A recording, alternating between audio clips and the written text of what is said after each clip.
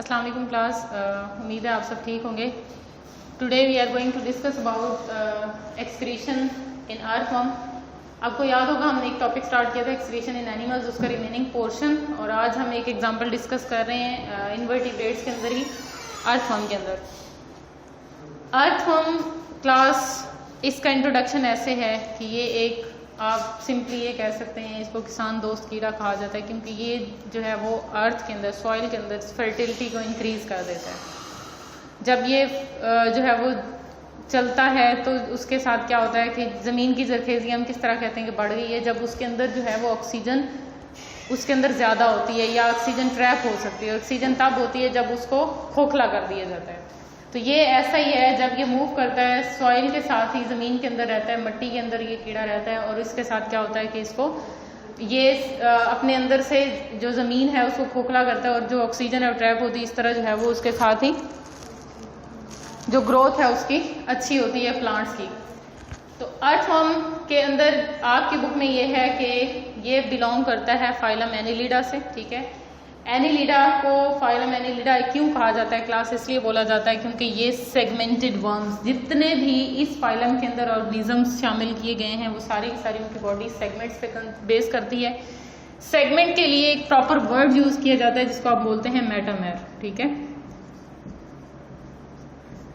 अब मेटामर्स जो होते हैं वो यूनिट्स होते हैं। मेटामर्स इसलिए बोला जाता है सेगमेंट्स को क्योंकि जो आपको अपेरेंटली सेगमेंट नजर आ रहे होते हैं वो अंदर से भी उसकी बॉडी क्या होती है, सेगमेंटेड होती है, वो पार्टीशनड होती है, हर एक के अंदर अपना फंक्शन परफॉर्म हो रहा होता है। तो इसलिए इसको फाइलम एनिलिडा के अंदर रखा गया, इसकी बॉडी सेगमेंटेड होने की बेस पे। क्लास एक और कैरेक्टर जो है वो ये है कि दीज आर ट्रिप्लोब्लास्टिक। ट्रिप्लोब्लास्टिक का मतलब क्या होता है कि इसकी जो तीनों आपके पास लेयर होती हैं, एम्ब्रियोनिक जर्म लेयर होती हैं, वो एक्टोडर्म, मेसोडर्म और एंडोडर्म, वो तीनों जो है वो इसके अंदर पाई जाती हैं। अब इसके अंदर तीनों का क्या मतलब है कि जब आपके पास सेल्स टायर के फॉर्म में अरेंज हो रहे होते हैं क्लास, तो उसके अंदर ये होता है कि तीन तहों के अंदर, यानी तीन लेयर में सेल अरेंज होते हैं, एक्टोडर्म, मेसोडर्म, एंडोडर्म, और इन द सेंटर क्या चीज होती है, गट होती है। यानी उसका डाइजेस्टिव सिस्टम जो है वो कैसे बनेगा, वो उसके इंटरनल गट से बनेगा। मेसोडर्म और सेंट्रल वन क्या होगी, एंडोडर्म।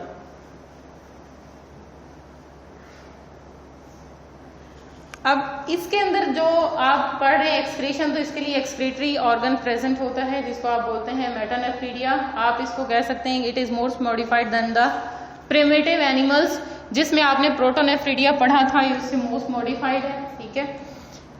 अब मेटानेफ्रीडिया फर्दर आपके पास डेवलप हुआ किडनीज के अंदर, प्रॉपर स्ट्रक्चर के अंदर, प्रॉपर एक्सक्रीटरी ऑर्गन के अंदर, जो आपके पास अब जितने भी मॉडिफाइड ऑर्गेनिज्म पाए जाते हैं उनके अंदर जो किडनी है वो मेटानेफ्रीडिया से डेवलप हुआ, ये कहा जाता है। अगर आप मेटानेफ्रीडिया का स्ट्रक्चर डिस्कस करते हैं अर्थवर्म के अंदर, तो क्लास ये है कि इसके अंदर जितने सेगमेंट, ये आपको एक डायग्राम शो की है, इसमें ये है कि इसके बॉडी के अंदर सेगमेंट्स प्रेजेंट होते हैं।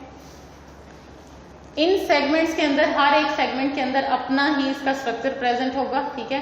ये भी याद रखिएगा, जो इसका इंटीरियर पोर्शन है वहां पे इसका माउथ होता है, ठीक है। जो इसका पोस्टीरियर पोर्शन है वहां पे इसका एनस होता है। तो सारा का सारा सिस्टम जो है वो माउथ से स्टार्ट होकर एनस पे एंड होता है। इसके हर एक सेगमेंट के अंदर अपना फंक्शन होता है, जिसको आप बोलते हैं functionally segments are functionally separated. वो किस बिहाफ पे कि क्लास इनके अंदर हो जाती है टैग्मेटाइजेशन।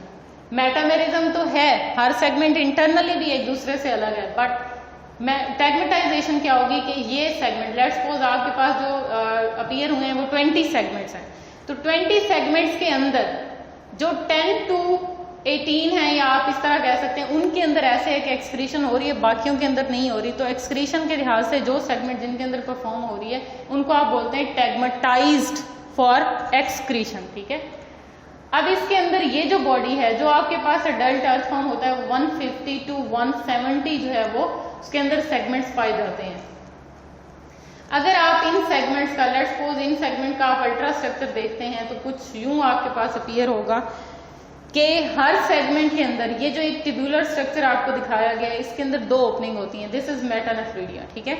अब इसके अंदर दो ओपनिंग है, एक ओपनिंग होगी जो उसके सेगमेंट के अंदर ओपन हो रही है और एक ओपनिंग ऐसी है जो उसकी बॉडी वॉल के बाहर यानी उसकी बॉडी से बाहर ओपन हो रही है।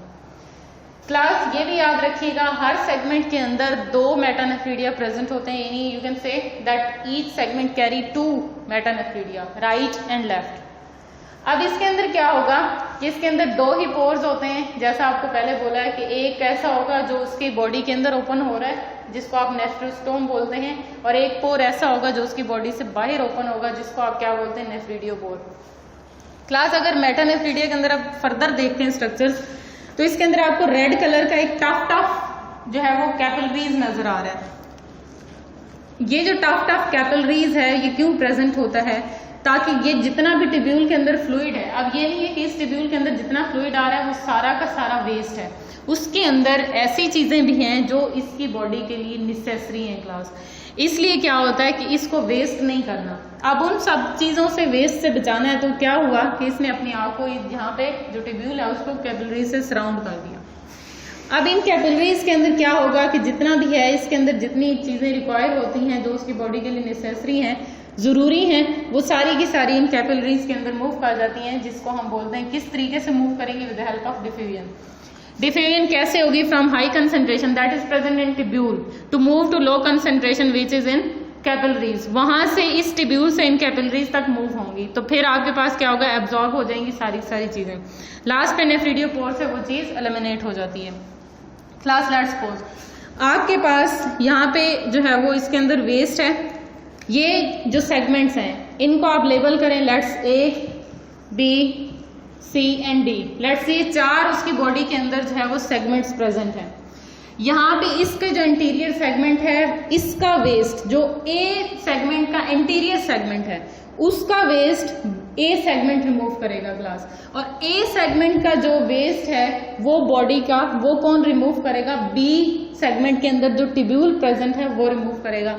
बी सेगमेंट का जो वेस्ट है वो सी सेगमेंट वाला टिब्यूल जो है वो रिलीज करेगा, और डी सेगमेंट का जो वेस्ट है वो कौन करेगा, वो सी वाले का वेस्ट, और डी वाला जो है वो लास्ट होगा उसके अंदर से। और जो इसके एंड पे जिन सेगमेंट्स के अंदर ये टेगमेटाइजेशन नहीं है या ये स्पेशलाइजेशन नहीं है कि एक्सक्रीट कर सके, उनका वेस्ट अगले वाले सेगमेंट्स के अंदर एब्जॉर्ब होता है, वहीं से रिलीज होता है। क्लास यहां से इसके अंदर जो है वो फ्लूइड मूव करेगा। कैसे फ्लूइड मूव करेगा, जैसे ही सीलिया बीट करते हैं तो ये जो आपके पास इसका बॉडी फ्लूइड है वो इस टिब्यूल के अंदर मूव करेगा, that is represented here in with black dots. ठीक है, अब इन ब्लैक डॉट्स का मतलब है कि इसके अंदर जो फ्लूइड जा रहा है वो सारा का सारा टिब्यूल के अंदर चला गया। किस तरह गया, with the help of beating of सीलिया। अब कैसे हुआ, ये फ्लूइड सारे का सारा इस टिब्यूल के अंदर मूव कर रहा है, और जैसे ही टिब्यूल के अंदर मूव करता है क्लास, तो लेट मी ड्रॉ कि आपके पास ये जो टिब्यूल है, ये मैं ड्रॉ कर रही हूँ, ये आपके पास है उसका मेटानेफ्रीडियल टिब्यूल। इसके साथ ये रेड लाइन जो है वो ड्रॉ कर रही हूँ, ये आपके पास है कैपिलरीज। ठीक, इनके अंदर होनी है डिफ्यूजन। क्लास कैपिलरीज के अबाउट वन थिंग आपने जो है वो माइंड में रखनी है, वो ये है कि 1 सेल थिक होती है। 1 सेल थिकनेस का मतलब है इस टिब्यूल का इतना ही डायमीटर होता है, उसमें से at the same time 1 cell जो है वो पास हो सकता है। अगर 2 सेल जाएंगे तो डेफिनेटली जब वो उसका पैसेज ही एक सेल का है तो उसके अंदर दूसरा सेल अगर इकट्ठा जाएगा तो क्या हो जाएगा, वो फंस जाएगा और ब्लॉकेज हो जाएगी।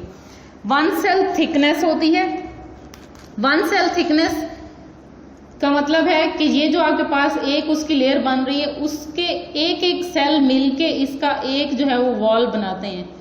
ये जो कैपिलरी है उसका डायमीटर हो गया, और ये उसकी 1 सेल थिकनेस होगी दोनों साइड पे। ये जो आपको लाइन ड्रॉ की है इसका, ये आप अगर फर्दर इसको मैग्नीफाई करते हैं तो इसका स्ट्रक्चर कुछ यूं अपीयर होता है।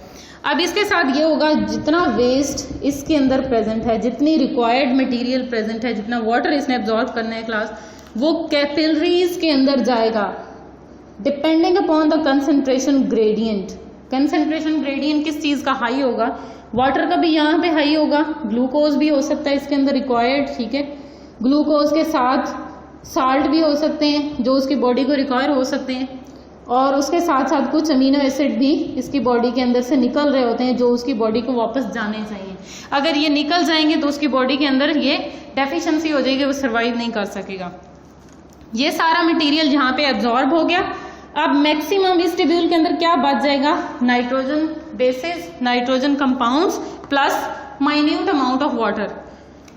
जैसे ये वेस्ट सारे का सारा एक्यूमुलेट किया जाता है in the broader area of the tubule that is bladder, इस सारे के अंदर ये सारा इकट्ठा किया जाता है और एट द एंड जब ये सारा वेस्ट इस एंटीरियर सेगमेंट का ये एक्यूमुलेट कर लेता है तो एक ओपनिंग होती है at the end, last opening that is second opening that is known as nephridiopore, और इस नेफ्रिडियोपोर के जरिए in the form of urine क्या है ये अपनी बॉडी से रिलीज कर देता है। हर सेगमेंट के कितने पोर होंगे, नेफ्रिडियोपोर भी 2 होंगे, नेफ्रोस्टोम भी 2 होंगे, लेकिन नेफ्रोस्टोम जो एक ट्यूब्यूल का होता है वो अगले सेगमेंट यानी एंटीरियर सेगमेंट में प्रेजेंट होगा, और जो वेस्ट वो अपनी बॉडी से रिमूव कर रहा है वो उसका एंटीरियर सेगमेंट का होगा।